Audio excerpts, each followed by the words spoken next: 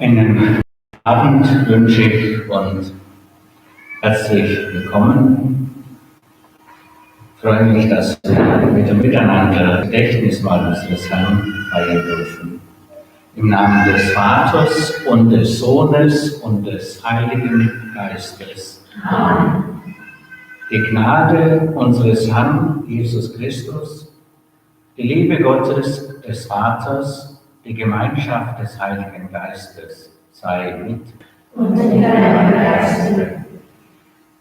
In keinem anderen ist das sich Petrus vor dem Hohen Rat der Apostel, in keinem anderen das Heil zu finden ist, als in Jesus, dem Auferstandenen.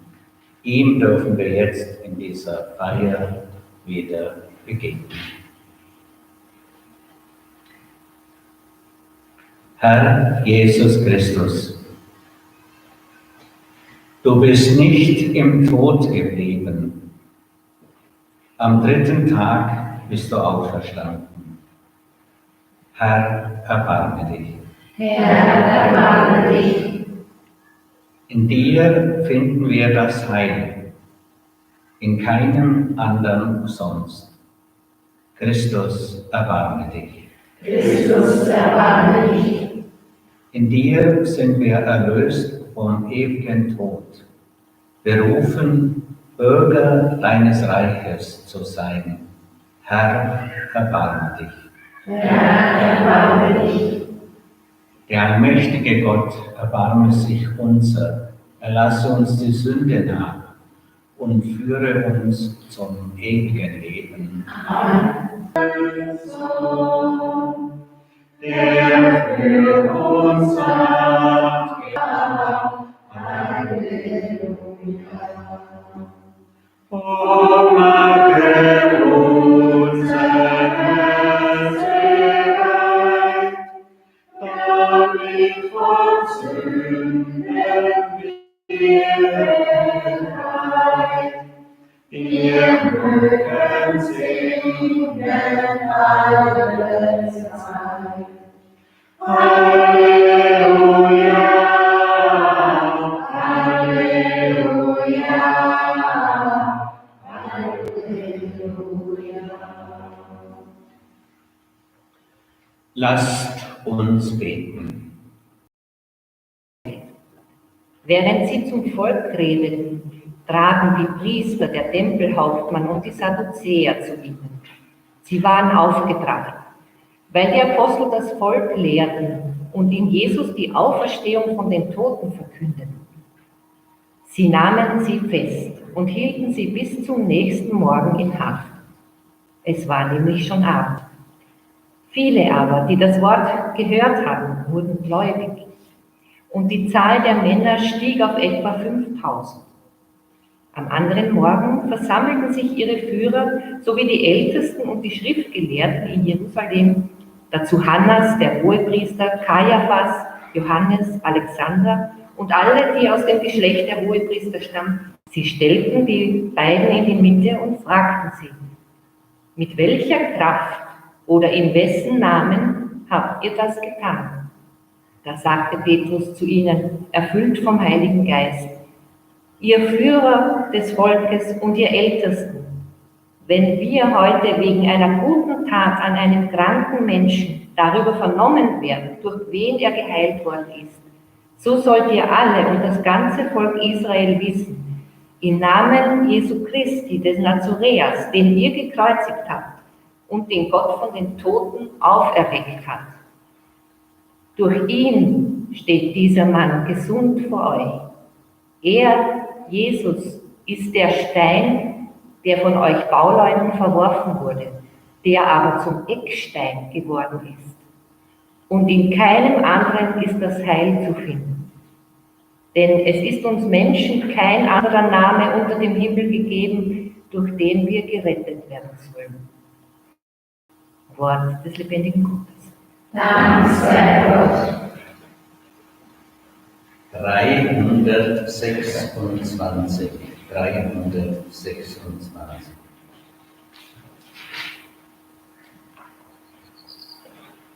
1 und 4.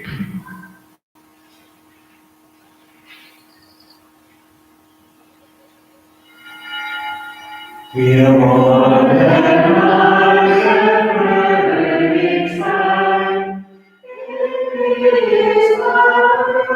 fröhlich sein, denn unser Heiland Gott geweiht. Halleluja, Halleluja, gelobt sei Christus, Mariensohn. Er ist der ganze Erdkreis, der Gottes Sohn, Lob und Preis, der unser Kraft das Vaterland. Halleluja, Halleluja, Halleluja, Halleluja. Gelobt sei Christus, Mariensohn.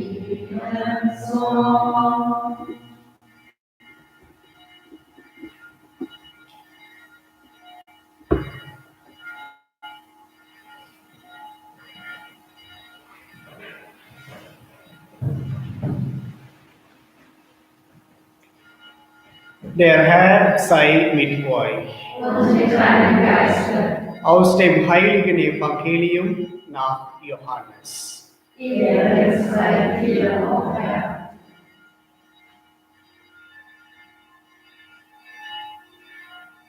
In jener Zeit offenbarte Jesus sich den Jüngern noch einmal. Es war am See von Tiberias und er offenbarte sich in folgender Weise.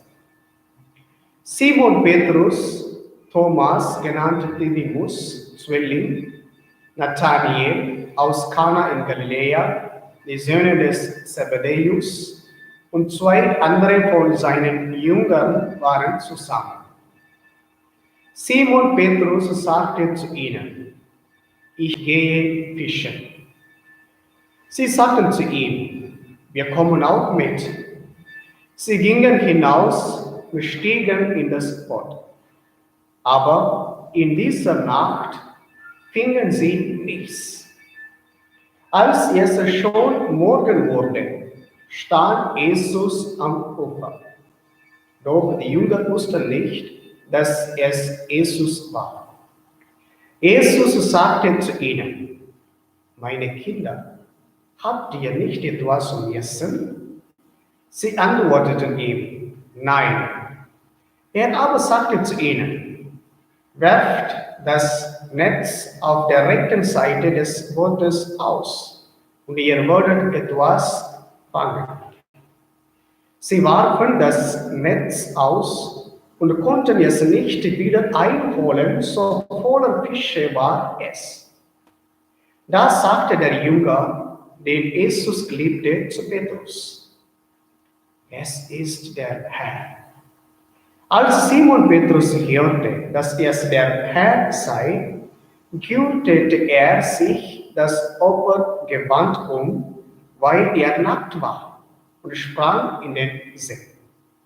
Dann kamen die anderen Jünger mit dem Boot, sie waren nämlich nicht weit vom Land entfernt, nur etwa 200 Ellen, und zogen das Netz mit den Fischen hinter sich her.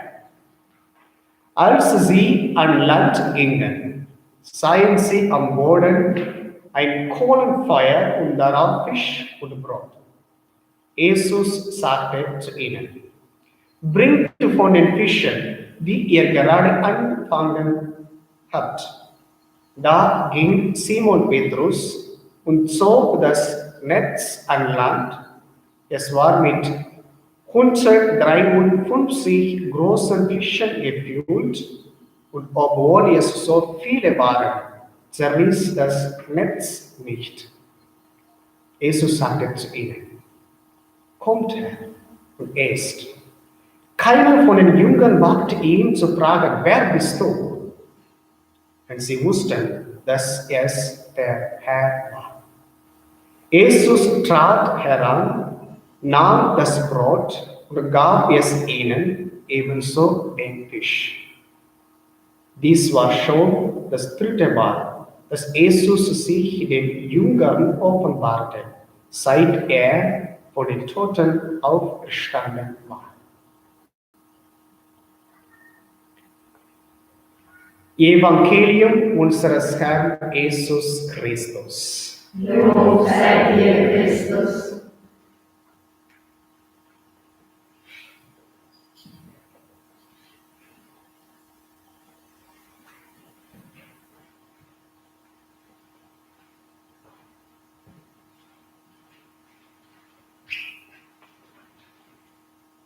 Allein in Christus ist das Heil zu finden. Mit ihm wollen wir zu dir, dem guten Vater im Himmel, beten und bitten. Viele tun sich schwer, Kirche und Welt zu erneuern. Sie trauern den sogenannten guten alten Zeiten nach. Öffne ihren Blick für die Zukunft und lass sie mutig nach vorne blicken. Wir bitten dich, erhöre uns. Von der Kirche erwarten wir Impulse und Antworten auf unsere Lebensfragen. Schärfe den Blick der Verantwortlichen für die wirklichen Probleme der Menschen und lass sie gute Entscheidungen treffen. Wir bitten dich, erhöre uns. Manche in unserer Gesellschaft können nicht vergeben und verhalten sich sehr nachtragend. Lass uns immer versuchen, Wege des Miteinanders zu gehen und Versöhnung wagen. Wir bitten dich, erhöre uns. Die vielen ethnischen Gruppen tun sich oft schwer, ein gutes Miteinander zu finden. Hilf uns, uns gegenseitig zu achten und zu schätzen. Lass uns voneinander lernen.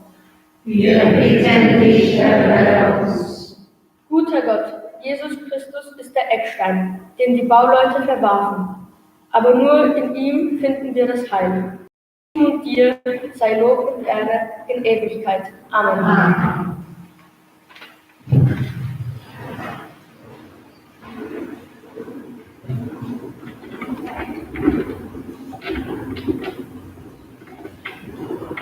Gepriesen die Arbeit. Wir bringen dieses Brot vor dein Angesicht, damit es uns das Brot des Lebens werde. Gepriesen bist du in Ewigkeit, Herr unser Gott.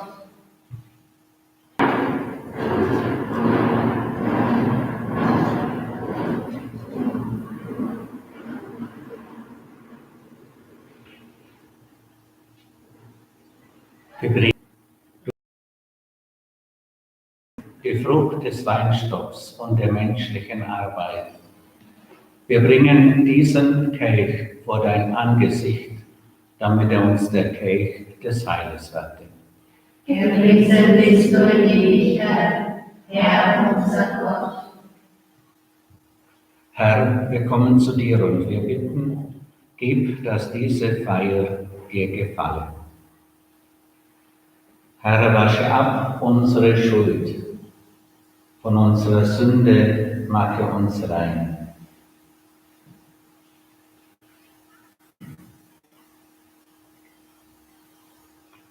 Herr unser Gott, in diesen österlichen Tagen bringen wir unsere Gaben, heilige sie und schenke sie uns wieder als Sakrament des Lebens, damit wir nicht am Irdischen haften bleiben, sondern nach dem verlangen, was droben ist. Darum bitten wir durch Christus, unseren Herrn. Amen. Sanctus 710, 6, die erste Strophe. 710, 6. Der Herr sei mit euch. Und deine Geiste. Erhebet die Herzen. Wir haben sie beim Herrn. Lasset uns danken dem Herrn, unserem Gott. Rühmen dich durch unseren Herrn Jesus Christus. Durch ihn erstehen die Kinder des Lichtes zum ewigen Leben.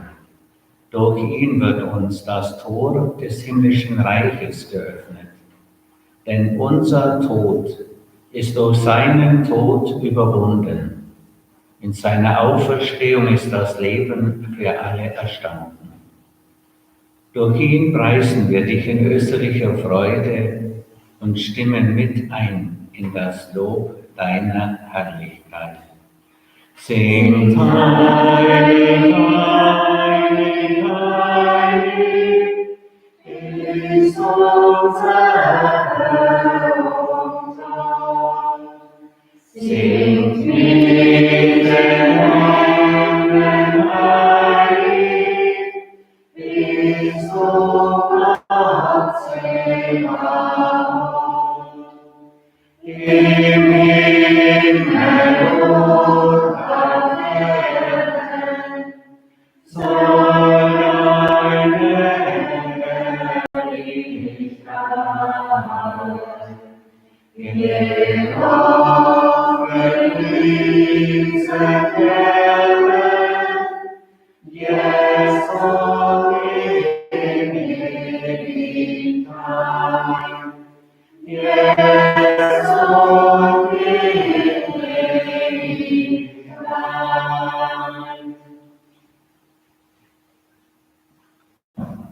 Du bist der Quell aller Heiligkeit.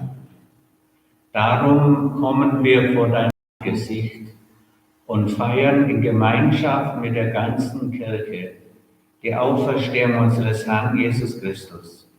Durch ihn, der zu deiner Rechten erhöht ist, bitten wir dich. Sende deinen Geist auf diese Gaben herab und heilige sie, da wir jetzt tun, wozu uns Jesus Christus eingeladen hat.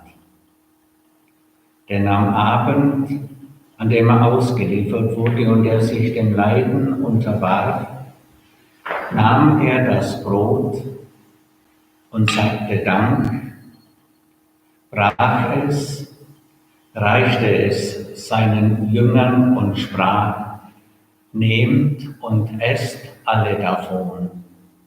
Das ist mein Leib, der für euch hingegeben wird.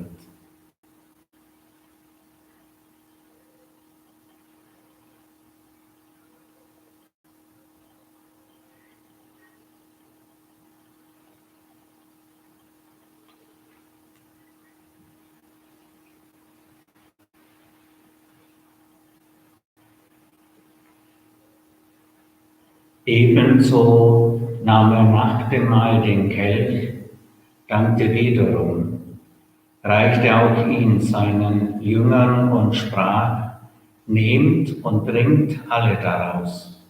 Das ist der Kelch des neuen und ewigen Bundes, mein Blut, das für euch und für alle vergossen wird zur Vergebung der Sünden.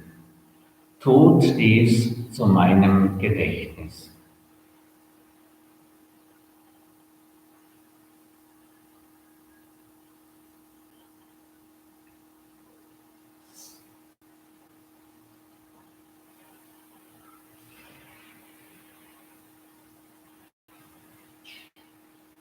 Geheimnis des Glaubens. Deinen Tod, Herr, verkünden wir und deine Auferstehung preisen wir, bis du kommst in Herrlichkeit. Darum, guter Vater, feiern wir das Gedächtnis des Todes und der Auferstehung deines Sohnes und bringen dir so das Brot des Lebens und den Kelch des Heiles dar. Wir danken dir, dass du uns berufen hast, vor dir zu stehen und dir zu dienen. Wir bitten dich, schenke uns Anteil an Christi Leib und Blut und lass uns eins werden durch den Heiligen Geist.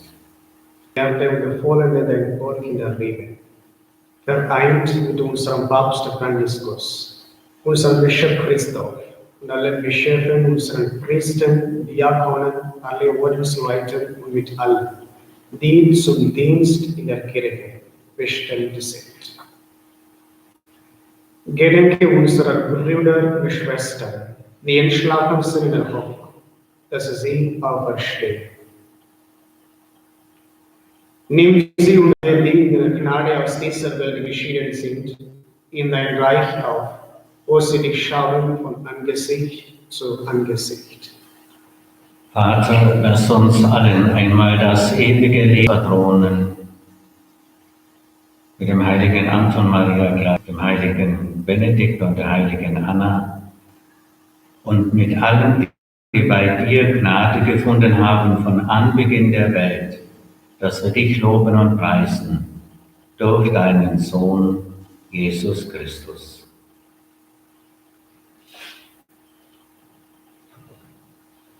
Durch ihn und mit ihm und in ihm ist dir Gott allmächtiger Vater, in der Einheit des Heiligen Geistes, alle Herrlichkeit und Ehre, jetzt und in Ewigkeit. Amen.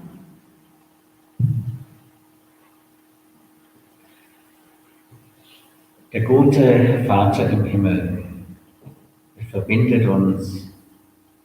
Wir sind seine Söhne und Töchter. Und so wollen wir beten. Vater unser im Himmel, geheiligt werde dein Name, dein Reich komme, dein Wille geschehe, wie im Himmel so auf Erden. Unser tägliches Brot gib uns heute und vergib uns unsere Schuld, wie auch wir vergeben unseren Schuldigen. Und führe uns nicht in Versuchung, sondern erlöse uns von dem Bösen. Denn dein ist das Reich und die Kraft und die Herrlichkeit in Ewigkeit. Amen. Herr Jesus Christus, schau nicht auf unser Versagen, sondern auf den Glauben deiner Kirche und schenke uns allen Einheit und Frieden. Der Friede des Auferstandenen sei mit euch. Und in deinem Geiste.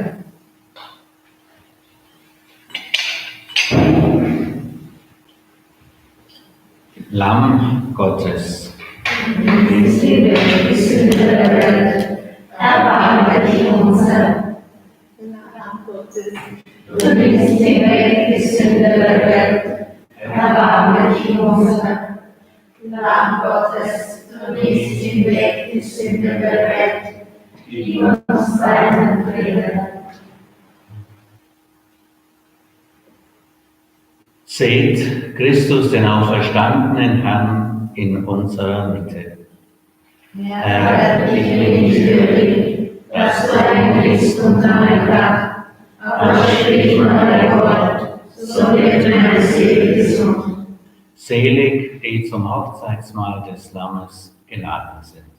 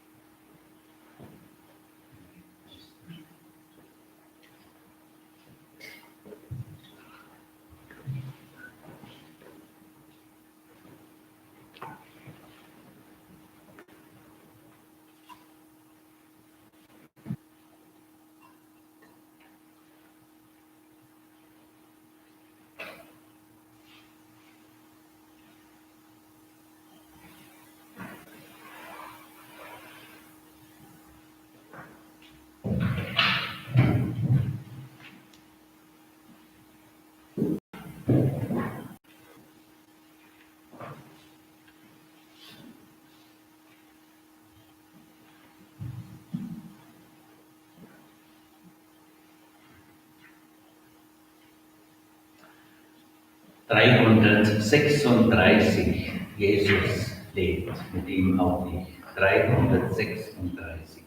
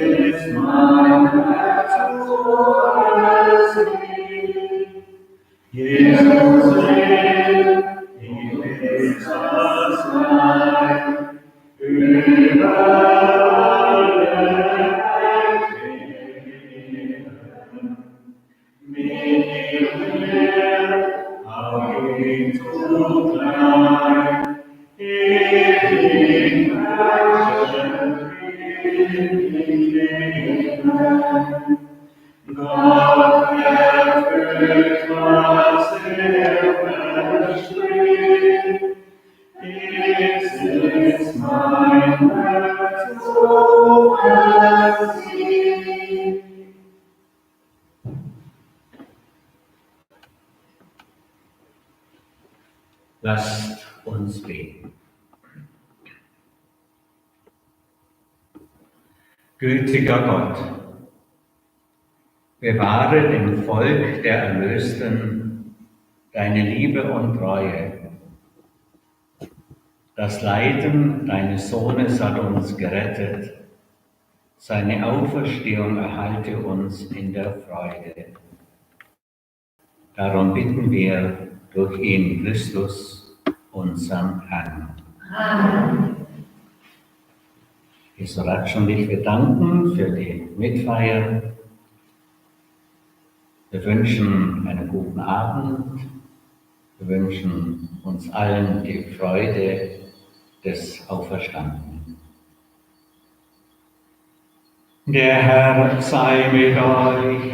Und mit deinem Geiste. Segne euch der dreieine Gott, der Vater und der Sohn und der Heilige Geist. Amen.